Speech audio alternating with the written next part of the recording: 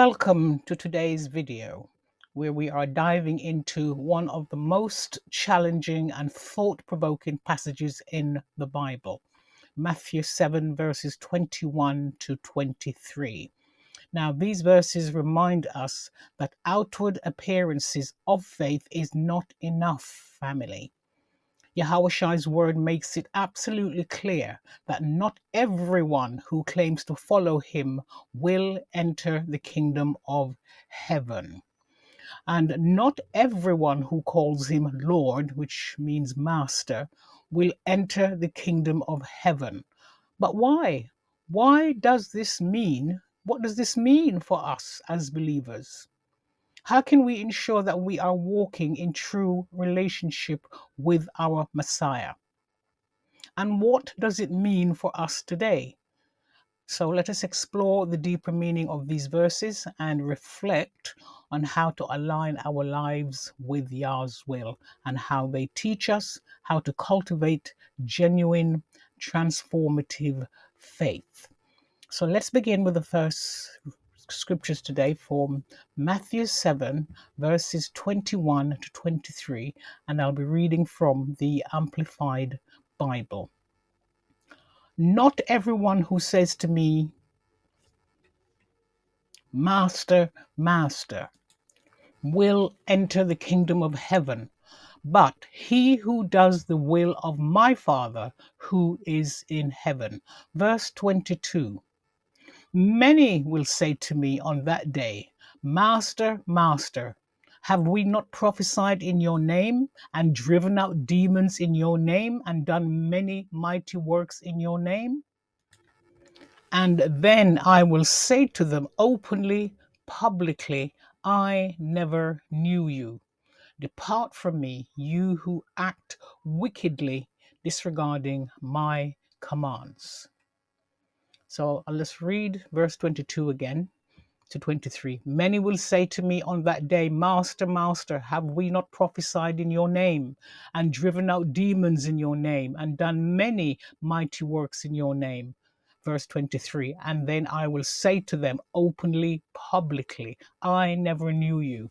Depart from me, you who act wickedly, disregarding my commands. Now, what we need to look at, what group of people is the Messiah speaking to? Let's find out. We need to put all of this into context. So we're now going to find the answer in Matthew chapter 7, verses 15 to 20. Let's look at the context in which Yahawashi was speaking and to whom he was speaking to. And again, I'm reading from the Amplified Bible, verse 15. Beware of the false prophets, in other words, teachers, who come to you dressed as sheep, appearing gentle and innocent, but inwardly are ravenous wolves. By their fruit you will recognize them, that is, by their contrived doctrine and self-focus. Do people pick grapes from thorn bushes or figs from thistles? Verse 17. Even so, every healthy tree bears good fruit, but the unhealthy tree bears bad fruit. Verse 18. A good tree cannot bear bad fruit, nor can a bad tree bear good fruit. Every tree that does not bear good fruit is cut down and thrown into the fire. Verse 20. Therefore, by their fruit, you will recognize them as false prophets. There we have it. So, what we're looking at here is the danger of self deception. And my brothers and my sisters, wherever you are around the world, be aware of the false prophets, as mentioned as teachers in verse 15. Now, a prophet is someone who speaks on behalf of the Most High Yah. And in this passage, Yahawashi warns his followers about false prophets, individuals who appear to be righteous, who claims to speak on behalf of the Most High, when in reality they are lying and their motive is to lead people astray. So be aware of the false prophets. They also look like sheep, but they are not harmless at all, as mentioned in verse 15. Their appearance is deceptive and their effect is deadly. Why? In verse 15, it tells you inwardly they are ravenous wolves. They might look like sheep, but they have the heart of wolves. These false prophets, their main aim is to take full advantage of you. Their poisonous venom, which is their false doctrine, will destroy and consume your soul in order for them to get what they want. So, family, it is your responsibility to stay alert and not allow them to consume you. Not everyone's table you should be eating from. Many people are listening to people, especially on social media, because they speak nice and they look nice and they open their mouth to speak and they have a word with the English language. You are sucked into their false doctrine, and most of the time it is nothing but motivational speak, and their lifestyle is far from pleasing the Most High. These deceivers, family, disguise themselves, but their true nature eventually reveals itself through their actions, their teachings, and overall their character. Now, many believe they are serving Yah. Oh, yes, they're everywhere. That they're serving Yah through how? Through their religious acts, by prophesying, casting out demons, and performing miracles. However, there's one drawback which you cannot see, and that is their heart. Their heart is far away from the Most High, and that is the danger. They will teach you to take the wide gate when the Messiah clearly teaches to enter through the narrow gate. Matthew chapter 7, verses 13, that tells you this. Enter through the narrow gate, for wide is the gate and broad and easy to travel. It's the path that leads the way to destruction and eternal loss. And there are many who enter through it. Many are deceived because the path is wide, but the teaching is it has to be on the narrow path, and you will not find many people occupying the narrow path. And that's why you need to be alert and look around for these false prophets and teachers and take heed. Do not listen to anything that comes out of their mouth. They are like poisonous snakes, family. And to recognize false prophets, our Messiah taught his disciples how to identify them, and he's left it there so we can follow his instructions so we can identify them for ourselves. And he says in verse 16, you will know them by their fruits. And fruits is a metaphor for their works or their deeds or what they produce. It refers to what comes out of these false prophets' lives. Their lives is a dead giveaway. And a tree produces fruit according to its own kind. You cannot plant grapes and get oranges, and that's what the teaching is about. A tree produces fruit according to its own kind. You want to know if one's teaching is from above or is it from the enemy. And an easy test is to examine their lives. The works of their lives will testify either for or against these false prophets. Now, Yahawashi then further explains the metaphor, and he says in verse 16, grapes are not gathered from thorn bushes, nor figs from thistles, are they? Question. And it's a rhetorical question because the answer is definitely no. Neither grapes nor figs come from thorn bushes or thistles. Grapes come from grape vines, and figs come from fig trees. Yahawashi continues with a straightforward statement that even a child could understand. So, every good tree bears good fruit, but the bad tree bears bad fruit. That's in verse 17. The good and bad trees represent good and bad men, or more specifically, true prophets. So true prophets equals good men and false prophets equals bad men. In other words, good men and good prophets produce good fruit, either equal good works. Bad men and false prophets produce bad fruit, which means bad works. And Yahawashi then expand directly of this truth. And he says in verse 18, a good tree cannot produce bad fruit, nor can a bad tree produce good fruit. And the analogy of trees and fruit illustrates the principle that their inner condition of a person determines the outward results of their life. Let me repeat that again. The analogy of trees and fruit illustrates the principle that inner condition of a person sooner or later will determine the outward results of their life. Just as healthy trees produce good fruit, a person grounded in Yah's truth will exhibit righteous behavior.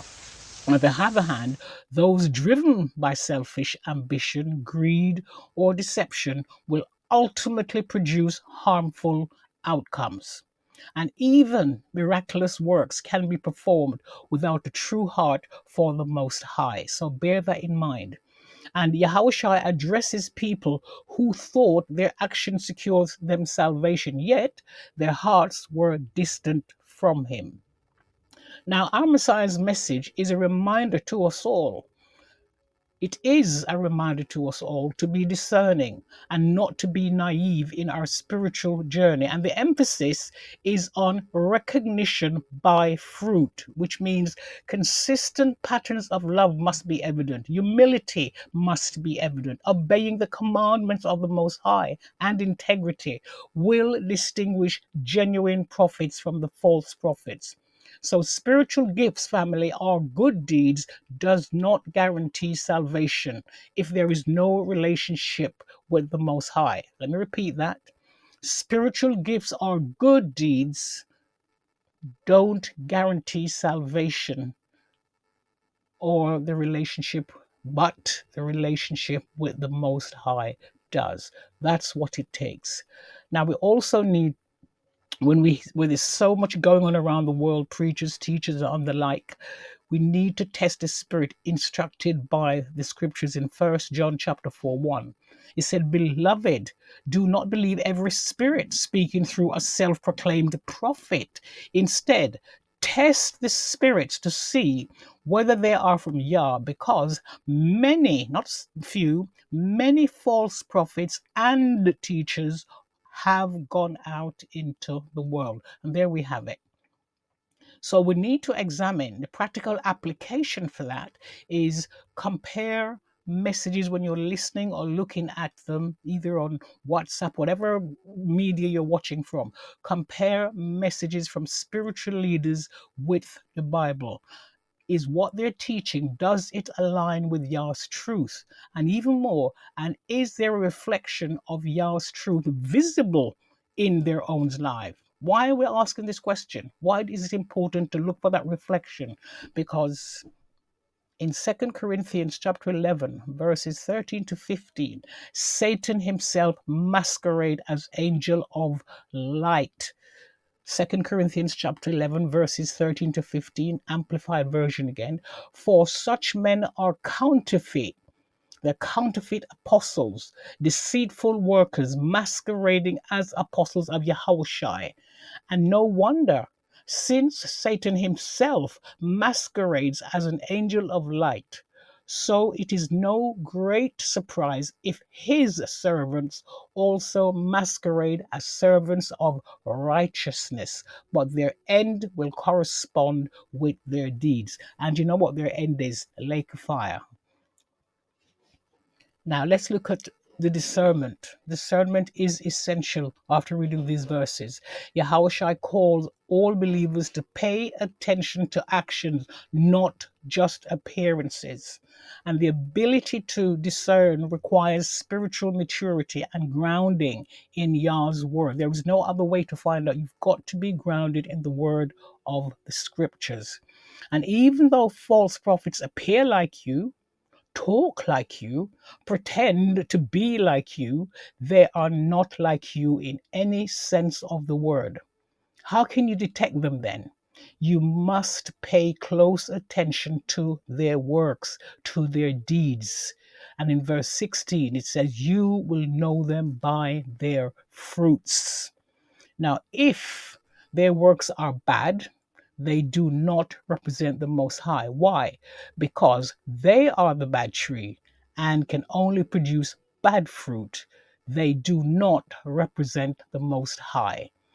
So, what will become of these deceivers? What will be the outcome? He told you he will cut them down and throw them into the fire of his judgment.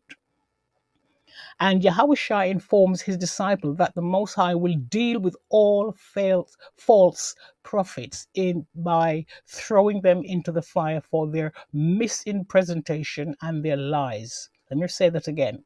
Yahawashi informed his disciples that the Most High will deal with all false prophets by throwing them in the fire, like the wood chopping down the tree, into the fire. Why? For mispresentation and their lies, symbolizing judgment and divine accountability. And this warns that no deception escapes the Most High's notice. Now, Yahawashi also adds in verse 19, every tree that does not bear good fruit is cut down and thrown into the fire. Verse 19.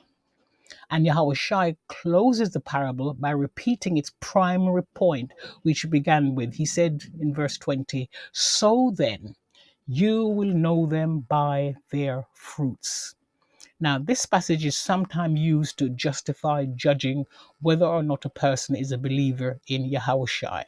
If they don't have good fruits, then they're not a follower of the Messiah. But this is wrong. It's inaccurate interpretation and application of this scripture. This passage, the purpose is to equip us how to recognize and avoid false prophets and also false teachers. And the fruit analogy is given only in this context, okay? This passage also does not apply to general population. It does not. It applies only for judging false teachers, false preachers, and others who claim to represent or speak on behalf of the Most High. The reality of judgment, however, in verse 23, and he says what? And then I will say to them openly. He's not whispering. He says openly and publicly, I never knew you. Depart from me, you who act wickedly, disregarding my commands. So when people disregard his commands, the Most High commands, he looked up at that as an act that you are acting wickedly, especially these false teachers and false prophets. And he said, I never knew you.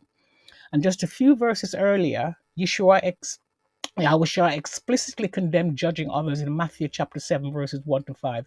He is not reversing himself here by saying, judge others. He's saying if someone claims to speak for the Most High, then pay attention to what comes out of their lives before following what they say.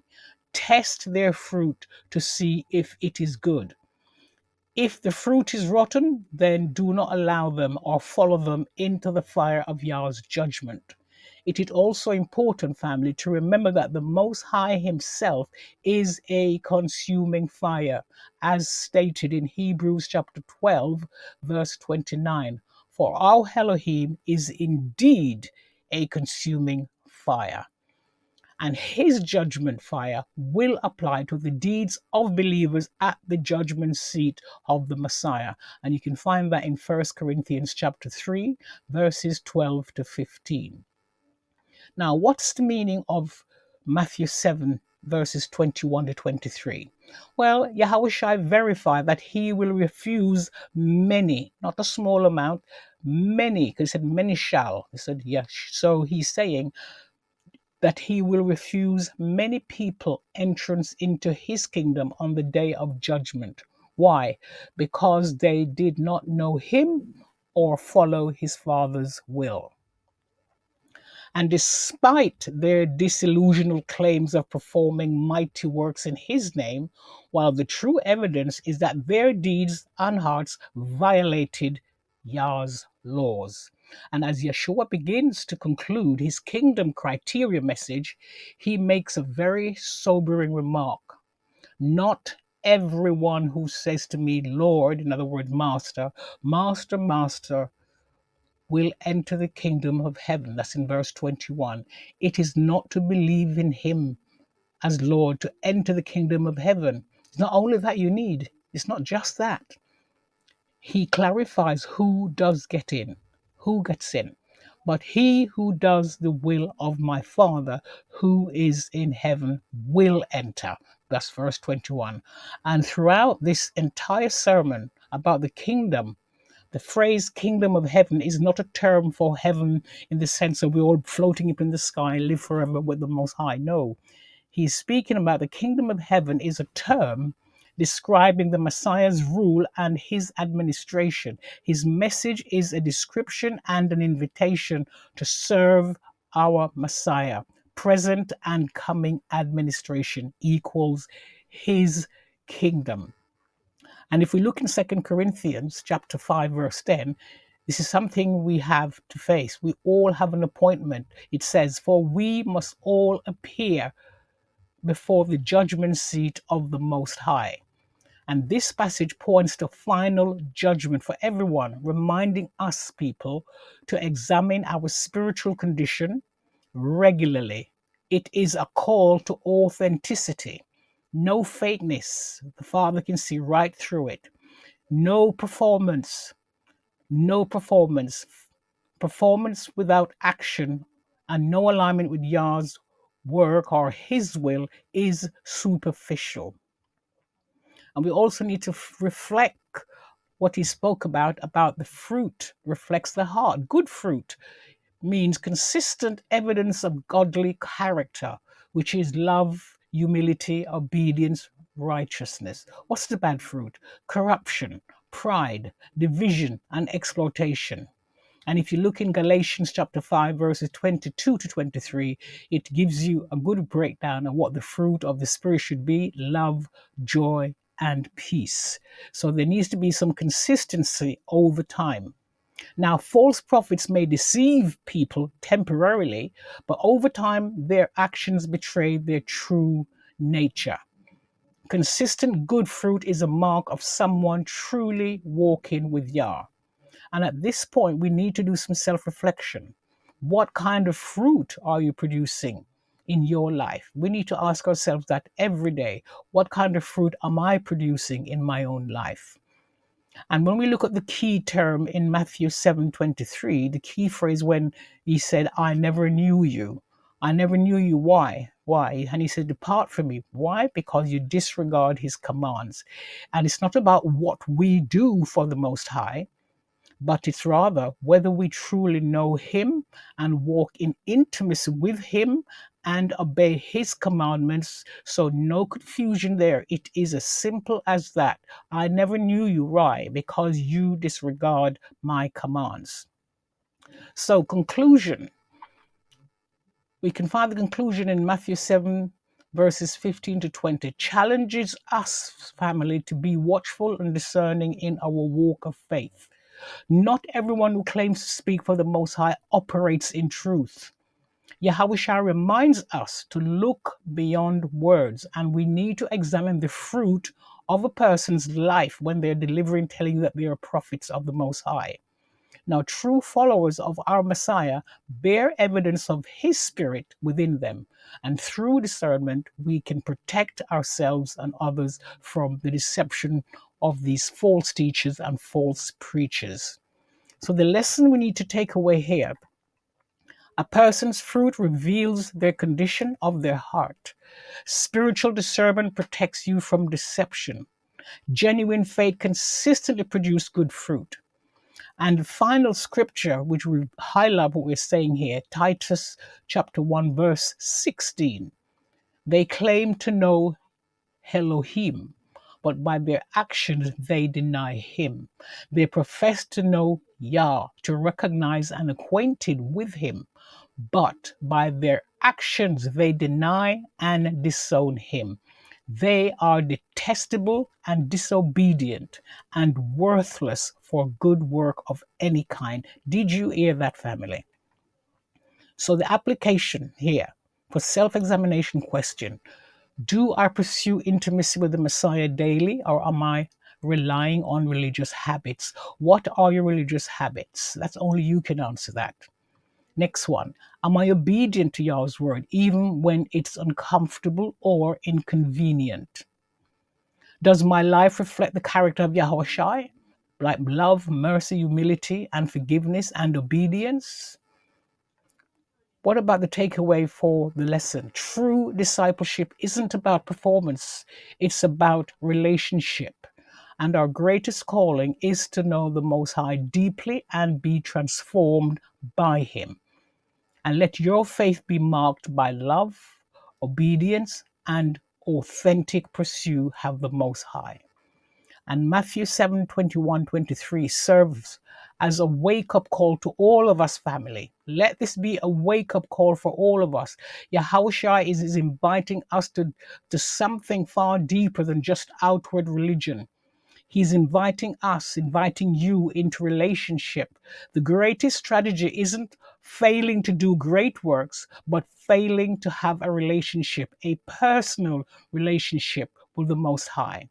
So let's not wait until judgment day to realize this, that we have been deceived by these false prophets, only to be told that your Messiah does not know you. So today, let's commit to living a life rooted in Yah, doing His will in sincerity. And Yah invites us to go beyond surface level faith and seek a true abiding relationship with our King. Ask yourself, do I know Him? And does He know me? Let's commit to do that daily. And let's commit also to aligning our hearts with the Most High's will, walking in humility and pursuing Him wholeheartedly.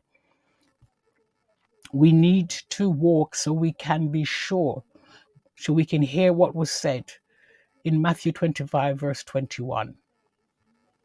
Okay? We need to hear the word saying to us, well done, my good and faithful servant. You were faithful over a few things. I will make you ruler over many things. Enter into the joy of your Messiah. Let me repeat that again. That scripture can be found in Matthew chapter 25, verse 21, when he says, well done, good and faithful servant. And we all should be striving to hear those words. We don't want to hear, I never knew you. So if this message has blessed you, I pray that you'll share it for someone who might be interested or might be blessed by this lesson. So thank you for listening. Enjoy the Messiah and His truth. Until next time, shalom.